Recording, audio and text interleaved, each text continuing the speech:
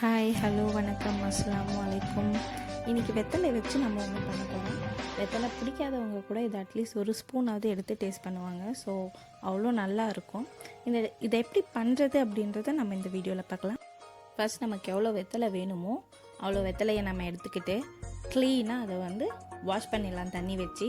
வெத்தலைனாவே நமக்கு டைஜஷனுக்கு ரொம்ப யூஸ்ஃபுல்லாக இருக்கும். நம்ம ஒரு ஹெவியான ஃபுட் சாப்பிடும்போது நம்ம கண்டிப்பாக வெத்தலை லாஸ்ட்டாக சாப்பிடுவாங்க.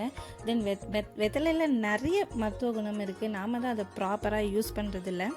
ஸோ நம்ம நல்லா கழுவிட்டு வேறு ஒரு பாத்திரத்தில் நம்ம ஃபஸ்ட்டு இந்த வெத்தலையை மாற்றி வச்சிடலாம்.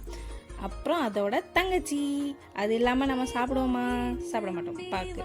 தென் அது கூட கிராம்பு, இலாச்சி, அப்புறம் சுகரும் நம்ம ஆட் பண்ணி அரைச்சி எடுத்தோம்னா ரெடி ஆகிடுச்சு. சூப்பராக இருக்கும். இது பிரியாணிக்கு அப்புறம் இது ட்ரை பண்ணிங்கன்னா வீட்டில் அவ்வளோ நல்லாயிருக்கும். வெத்தலை சாப்பிடாதவங்க கூட அட்லீஸ்ட் ஒரு ஸ்பூனாவது சாப்பிடுவாங்க. டைஜஷனுக்கு ரொம்ப நல்லது. ஸோ மோர் வீடியோஸ்க்காக என்னை சப்ஸ்கிரைப் பண்ணுங்கள், ஃபாலோ பண்ணுங்கள், கமெண்ட் பண்ணுங்கள், ஷேர் பண்ணுங்கள். டாடா.